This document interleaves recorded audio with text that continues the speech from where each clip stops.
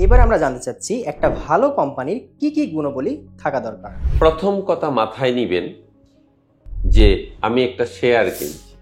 Share কেনা মানে হলো একটা কোম্পানির মালিকানা কিনা, আর মালিকানা কিনা মানে হলো আপনার পার্টনারশিপ করা কাদের সাথে? যারা ওই কোম্পানির স্পন্সর, যারা ওই কোম্পানির মেইন উদ্যোক্তা। এখন আপনাকে ওই মেইন উদ্যোক্তারা ভালো কিনা এটা বুঝতে হবে, না হলে যে কারোর সাথে যেমন পার্টনারশিপ হয় না, যে কারোর সাথে যেমন বন্ধুত্ব হয় না, যে কারোর সাথে যেমন টাকা ধার দেওয়া যায় না যে কাউকে, তেমনি ভালো শেয়ার ছাড়া পার্টনারশিপ করলে কি হবে? আপনি যে কোনো সময় ক্ষতির সম্মুখীন হতে পারেন।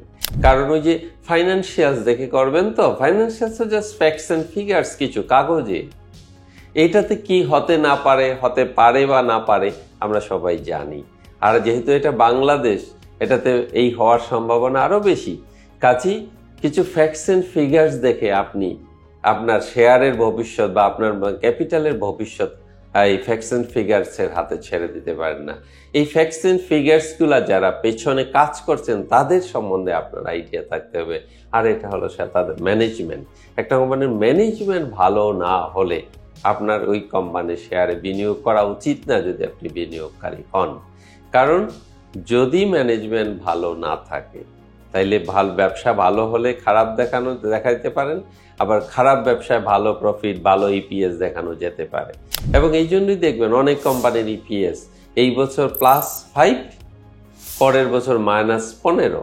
এত ফ্লাকচুয়েট যে কোম্পানি করে, সেই কোম্পানিতে বলেন আপনি কি লজিক্যালি বিনিয়োগ করা উচিত? নিজের প্রশ্ন নিজেকে করেন, দেখবেন আপনি উত্তর পেয়ে যাবেন। কাজেই প্রথম দেখতে হবে আমাদের ম্যানেজমেন্ট ভালো হলে কোম্পানির গুডউইল, কোম্পানিটার সুনাম আছে কিনা বাজারে। এই যে সুনামটা, এটা কিন্তু অনেক কিছু নির্দেশ করে। সুনাম থাকা মানে ওই লোকগুলা ব্যবসা নিয়ে ব্যস্ত, অন্য কিছু নিয়ে ব্যস্ত নয়। সুনাম থাকা মানে ওই কোম্পানির প্রোডাক্ট ভালো হলে সামনে আরো ভালো প্রোডাক্ট আসবে, কারণ তাদের অলরেডি মার্কেট রেডি আছে। তারপর দেখেন সুনাম আছে, ম্যানেজমেন্টও ভালো। এখন আসেন তার কোম্পানির আর দুইটা টার্ম ভালো করে দেখবেন, সেটা হলো আর্নিং পার শেয়ার, অর্থাৎ কোম্পানি প্রতি শেয়ারে আয় কত করে। এখন তো জানি আমরা সবাই যে প্রত্যেকটা শেয়ারের ফেস ভ্যালু 10 টাকা, অর্থাৎ 10 টাকার উপরেই তার আর্নিং ডিপেন্ডস করতেছে বা আর্নিং ক্যালকুলেশন হচ্ছে।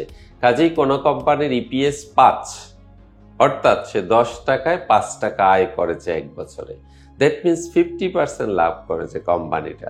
কাজেই আমি একটা 5 ইপিএস এর শেয়ার কিনছি মানে আমার এই কোম্পানিটা 50% লাভে আছে। এইটা যে চিন্তা করলেন। তারপর আছে দেখতে হবে আমাদেরকে নেট অ্যাসেট ভ্যালু।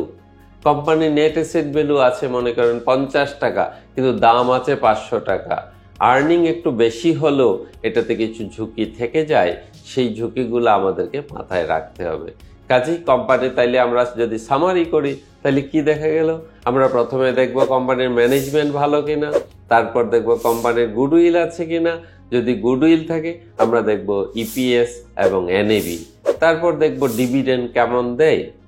বিগত বছরগুলোতে 5 থেকে 7 বছর তো মিনিমাম দেখা উচিত, কারণ আমি আমার ক্যাপিটাল ইনভেস্ট করব একটা কোম্পানিতে, হঠাৎ নতুন কোম্পানিতে করা অবশ্যই ঝুঁকিযুক্ত।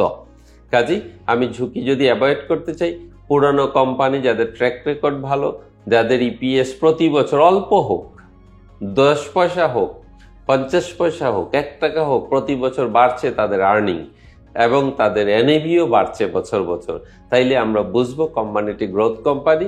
এই গ্রোথ কোম্পানিতে আমরা বিনিয়োগ করব। দেশের পরিস্থিতি এবং রাজনৈতিক প্রভাব ও নড়বড়ে ম্যানেজমেন্টের উপর দাঁড়িয়ে আমাদের কি স্টক মার্কেটে ইনভেস্ট করা উচিত এই সময়ে? একদম ঠিক। আমাদের দেশের পরিস্থিতি খারাপ, এটা আমরা এক বাক্যে স্বীকার করি, এবং স্বীকার করি হইলেই আমরা কিছু হইলেই দেশ ছেড়ে পালাতে চাই। কিন্তু ভালো দিক যেটা হলো বাংলাদেশের পরিবেশ, বাংলাদেশের গ্রোথ, বাংলাদেশের ইকোনমি একটা গ্রোয়িং ইকোনমি। সব কিছুতে বাংলাদেশে গ্রোথ, মানুষের গ্রোথ আছে, গাছের গ্রোথ আছে, মাছের গ্রোথ আছে।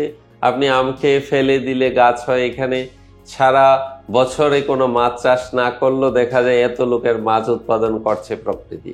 কাজে এই দেশটা আসলে বেহেস্ট আমার কাছে মনে হয়। কাজে এই যে গ্রোথ খোদা, দেখেন আমরা কত চুরির রিপোর্ট পাই, বিলিয়ন বিলিয়ন ডলার লুটপাট হচ্ছে, তারপরও কিন্তু এই দেশে ওইভাবে ইকোনমিক ক্রাইসিস এখনো দেখি নাই। কেন দেখি নাই? কারণ উপরওয়ালা এই দেশের সবকিছুতে গ্রোথ দিয়ে পাঠাইছেন। এখন সারা বিশ্বে মানুষের ক্রাইসিস, মানুষ পাওয়া যাচ্ছে না, মানুষের উৎপাদন কমে যাচ্ছে, মানুষের গ্রোথ রেট নাই, কোনো কোনো দেশে মাইনাস চলতেছে। কাজে সেইখানে আমাদের এখনো গ্রোথ হচ্ছে মানুষ, এবং ছোট দেশে 20 কোটি লোক। আমরা যদি একটু সচেতন হতাম, আমরা প্রতি বছর 5 লাখ লোককে বিভিন্ন টেকনিক্যাল সাইডে ট্রেনিং দিয়ে দেশ পাঠাতাম, তাইলে কিন্তু এই দেশে অভাব বলে কিছু থাকতো না। আমরা যদি আমাদের প্রকৃতিকে সযত্নে রাখতে পারতাম, আমরা আনছি কিছু ইন্ডাস্ট্রি, ভাঙ্গাচোরা ইন্ডাস্ট্রি এনে দেখতেছি আমরা ইন্ডাস্ট্রিয়ালিস্ট হয়ে গেছি। না, আমাদের ইন্ডাস্ট্রি হওয়া উচিত ছিল এগ্রি বেসড ইন্ডাস্ট্রি। কারণ আপনি দেখেন, 1 কেজি ম্যাঙ্গো পাল্প যদি আমরা বানাতে পারি ঠিক মতো বিশুদ্ধভাবে, এটা বিক্রি হবে 10 পাউন্ড 20 পাউন্ডে। সে এত পরিমাণ লাভ কিন্তু আমি একটা গার্মেন্টস বিক্রি করে আনতে পারবো না। কাজেই আমাদের যেটা অরিজিনালিটি, সেটা নিয়ে আমাদের ইন্ডাস্ট্রিয়াল চিন্তা করতে হবে। এবং শেয়ারের কথা বলছেন, বিজনেস, শেয়ারের পেছনে কি আছে? বিজনেস আছে। বাংলাদেশ বিজনেসের জন্য একটা হেভেন, মানে বেহেস্ত। কেন? কারণ ছোট দেশে 20 কোটি লোকের বাজার। ব্রিটিশরা এই দেশে এসেছিল প্রেম করতে নয়, চাকরি করতেও নয়, এসেছিলেন তারা ব্যবসা করতে। কারণ এই দেশে ব্যবসার সুযোগ আছে। এই ব্যবসার সুযোগটাকে আমাদেরকে কাজে লাগাতে হবে। আর এই সুযোগটাকে সাধারণের জন্য কাজে লাগানোর যে রাস্তা করে দিছে, সেটা হলো শেয়ার বাজার। কাজে যদি আপনি বিনিয়োগ করেন ধৈর্য নিয়ে, তাইলে এই দেশ এখনো বিনিয়োগের জন্য সেরা জায়গা আমি মনে করি। তবে ধৈর্য লাগবে, ওয়ারেন বাফেটের মতো ধৈর্য। 20 বছরের নিচে, 10 বছরের নিচে তো নাই। 20 বছরের পরিকল্পনা করে আমরা বিনিয়োগ যদি করি, দেখা যাবে এক সময় 20 বছরে 1 লাখ টাকা থেকে বছরে 1 লাখ টাকার মতো রিটার্ন আসছে। কিন্তু যে কোনো শেয়ার নিয়ে এটা চিন্তা করলে হবে না, ফান্ডামেন্টালি স্ট্রং শেয়ার নিয়ে এটা চিন্তা করতে হবে।